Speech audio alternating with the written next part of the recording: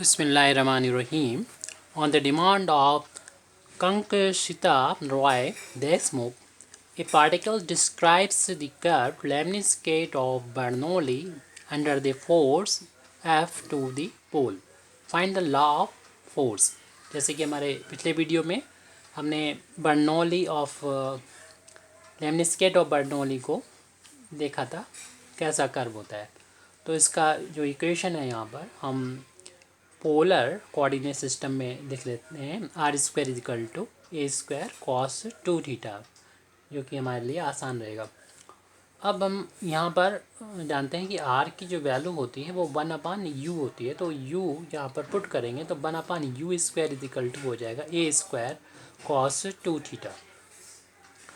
u² को उधर ट्रांसपोज करेंगे तो 1 = a² cos 2θ हो जाएगा। इसे इक्वेशन नंबर 1 डाल दें, आगे ज़रूरत पड़ सकती है हमको, आसानी रहेगी अगर हम यहाँ पर लॉग ले लेते हैं, दोनों साइड लॉग ले लें।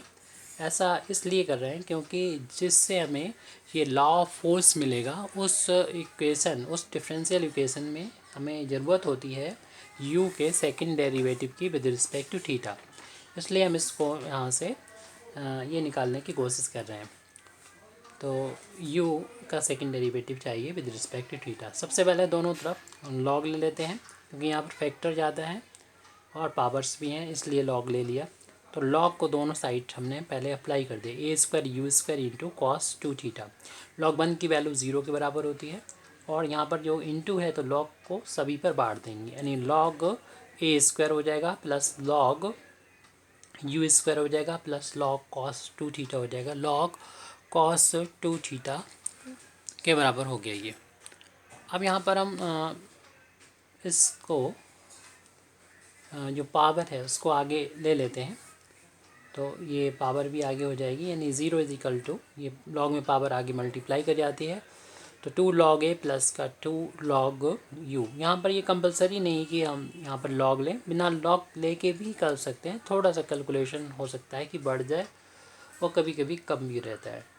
तो यहाँ पर हमें डिफ्रेंशिएट कर दें थीटा के रिस्पेक्ट में, क्योंकि u का हमें डिफ्रेंसीसन चाहिए होता है विद रिस्पेक्ट टू थीटा, यानी कि सेकंड डेरिवेटिव चाहिए होता है, तो पहले हम फर्स्ट निकालेंगे तभी सेकंड निकाल सकेंगे। तो डिफ्रेंशिएट कर दें, differentiating with respect to theta. Theta के रिस्पेक्ट में डिफ्रेंशिएशन 0 का 0 हो गया और कांस्टेंट का डिफ्रेंशिएशन थीटा के रिस्पेक्ट में भी 0 हो गया। +2 इंटू में है कांस्टेंट है, बाहर ले लिया, और लॉग का डिफ्रेंशिएशन 1/, में होता है जो भी ये लिखा है, लेकिन ये थीटा नहीं था इसलिए इस u का थीटा के रिस्पेक्ट में दोबारा से डिफ्रेंशिएशन। ऐसे लॉग का 1/, में होता है जो भी लॉग के बाद लिखा है cos 2θ, लेकिन ये थीटा नहीं था इसलिए दोबारा से डिफ्रेंशिएशन। cos थीटा का डिफ्रेंशिएशन माइनस का sin थीटा होता है, लेकिन ये भी थीटा नहीं था, 2θ था, तो इसका दोबारा डिफ्रेंशिएशन करेंगे तो 2 हो जाएगा, थीटा का डिफ्रेंशिएशन 1 हो गया। यहाँ से हम del u over del theta की वैल्यू को फाइंड करेंगे। तो फिलहाल अभी 0 = ये 2/u du over d theta, ये माइनस का 2 है ये, और sin/cos को हम 10 लिख सकते हैं, tan 2θ हो गया। इसको ज़रा ट्रांसपोज कर देंगे तो ये आ जाएगा 2/u du over d theta = 2 tan 2θ, इतना आ जाएगा।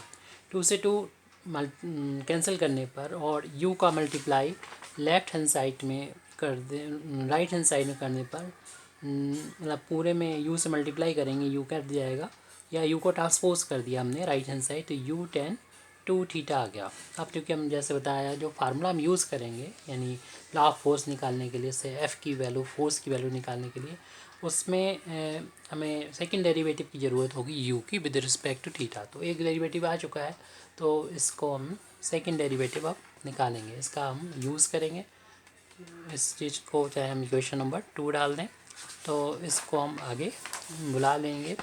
हमें सेकंड डेरिवेटिव चाहिए है u का, अगले पेज पर देख रहे हैं हम, यानी second derivative of u with respect to theta d2u over d theta square.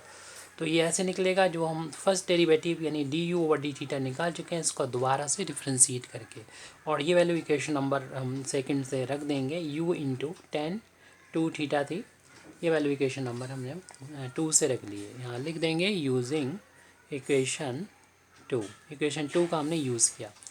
अब यहाँ पर फर्स्ट और सेकंड मानते हुए इसको डिफ्रेंशिएट कर देंगे, क्योंकि दो फंक्शन के मल्टीप्लिकेशन का हमें डिफ्रेंशिएशन थीटा के रिस्पेक्ट में करना है। इससे हमें second derivative of u with respect to theta मिलेगा। तो फर्स्ट फंक्शन वैसा ही और सेकंड फंक्शन का डिफ्रेंशिएशन। सेकंड फंक्शन tan का डिफ्रेंशिएशन होता है सेक स्क्वायर थीटा, और जो भी लिखा है 2 थीटा तो 2 थीटा लिखेंगे, लेकिन इसका दोबारा से थीटा 2 थीटा का डिफ्रेंशिएशन करेंगे तो 2 और थीटा का डिफ्रेंशिएशन 1 हो जाएगा, 2 कांस्टेंट था।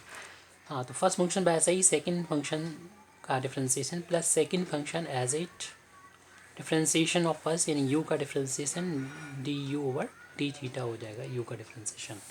इक्वेशन नंबर 1 में जो हमने वैल्यू फाइंड की थी del u over del theta की, ये वैल्यू यहाँ पर पुट कर देंगे। इसे लिखने 2 को पहले देंगे 2/2 2 u into sec square 2 theta plus tan 2 theta into ये वैल्यू यहाँ पर पुट कर देंगे जो कि थी u इंटू tan 2 थीटा। तो यहाँ पर हमको 10 इंटू 10 को लिखा जा सकता है अभी 2u sec square 2 theta plus u into 10 को 10 स्क्वायर लिखा जा सकता है, तो एंगल है 2 theta.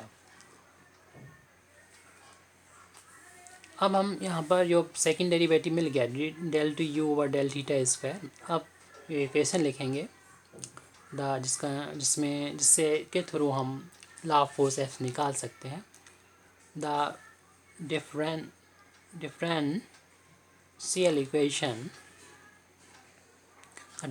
equation of the central orbit, क्योंकि इसमें सेंट्रल ऑर्बिट की डिफरेंशियल इक्वेशन जो होती है F upon H square u square is equal to u plus d two u over d theta square. तो यहाँ पर हमें ज़रूरत पड़ रही थी इसकी, तो इसीलिए हमने ये वैल्यू निकाली है। इसे इक्वेशन नंबर 3 डाल सकते हैं। तो इक्वेशन नंबर 3 से अगर हम रख देंगे तो एफ़ की वैल्यू को फाइंड कर सकते हैं। जो प्रूव करना है, जो भी हमें निकालना है, ये वैल्यू पुट करेंगे। तो इक्वेशन नंबर 3 से ये value d two u over d theta के स्क्वायर की वैल्यू पुट कर रहे हैं 2u sec square 2 theta plus u into tan square 2 theta. अब हम यहाँ से u और इन दोनों में से u को कॉमन ले लेंगे। u कॉमन लेंगे तो 1 बचेगा यहाँ पर, और इधर बचेगा प्लस का tan स्क्वायर 2 थीटा प्लस का 2u सेक स्क्वायर 2 थीटा पहले से मौजूद है। तो ये 1 प्लस tan स्क्वायर थीटा की वैल्यू सेक स्क्वायर 2 थीटा होती है plus 2u sec square 2 theta. इस तरीके से ये u 2 टाइम्स ये हैं और 1 टाइम्स ये हैं, ये लाइक टर्म है दोनों, तो 3 टाइम्स हो जाएंगे u सेक स्क्वायर 2 थीटा। ये वैल्यू आई है F upon H square u square की वैल्यू मिली है हमको। अब इस टर्म को हम उधर ट्रांसपोज करके वैल्यू निकाल सकते हैं, लेकिन इससे पहले हम चाह रहे हैं कि थीटा को यहाँ से हटाएं, ख़त्म करें। तो उसके लिए अब इक्वेशन नंबर 1 का यूज़ कर सकते हैं। देखिए इक्वेशन नंबर 1 को यहाँ पर अगर हम दोबारा से लिख लें फ्रॉम इक्वेशन नंबर 1 इक्वेशन था हमारा 1 is equal to a square u square into cos 2 theta, ये था कॉस 2 थीटा, और हमारे पास ये अभी मिली है वैल्यू, सेक की वैल्यू मिली है। तो यहाँ से कॉस को अगर ट्रांसपोज करेंगे तो 1 अपान कॉस 2 थीटा की वैल्यू हो जाएगी ए स्क्वायर यू स्क्वायर, लेकिन हम लोग जानते हैं 1 अपान कॉस की वैल्यू सेक के बराबर होती है। तो सेक 2 थीटा की वैल्यू को ए स्क्वायर यू स्क्वायर लिखा जा सकता है। तो F upon H square u square लिख सकते हैं 3u इंटू सेक 2 थीटा की वैल्यू है ए स्क्वायर यू स्क्वायर, लेकिन यहाँ पर सेक का स्क्वायर है तो हमने यहाँ पर यूज़ किया है यूजिंग इक्वेशन नंबर 1। एफ़ की वैल्यू अब फाइंड की जा सकती है, जो हमको फाइंड करना थी।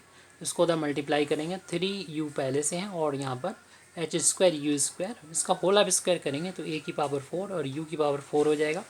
तो कैपिटल F की वैल्यू हो जाएगी, कॉन्स्टेंट को पहले लिख दें, 3 को लिख दें, h को लिख दें यू स्क्वायर एच स्क्वायर, और a की पावर 4 को लिख दें, और u की पावर को कलेक्ट कर लें। तो 1 ये है, 2 ये है और 4 ये है। तो 1 2 3 3 और 4 7, तो 7 पावर हो जाएगी। और ये कांस्टेंट है यहाँ पर। इस पूरे कांस्टेंट को, जो कांस्टेंट है, इसको हम कुछ मान लेते हैं। तो अगले पेज पर हम देख रहे हैं कि capital F is equal to, इसको कांस्टेंट को हम जो भी चाहे नाम दे दें, हम म्यू नाम दे सकते हैं, लेमडा दे सकते हैं, और बाकी u की पावर 7 है। तो u चूँकि हम लोग पहले देख चुके हैं, u की वैल्यू 1/r होती है, तो यहाँ पर लिख सकते हैं 1/r की पावर 7 हो जाएगी। तो इसे ऐसे भी लिखा जा सकता है कि f प्रोपोर्शनल टू 1/r की पावर 7। तो यहाँ पर भी छोड़ सकते हैं, यहाँ पर भी छोड़ सकते हैं। इससे हमें लॉ ऑफ फोर्स हमें मालूम हो गया। Thank you very much Indeed for listening me. व आखिर दावाना अल्हम्दुलिल्लाहि रब्बिल आलमीन।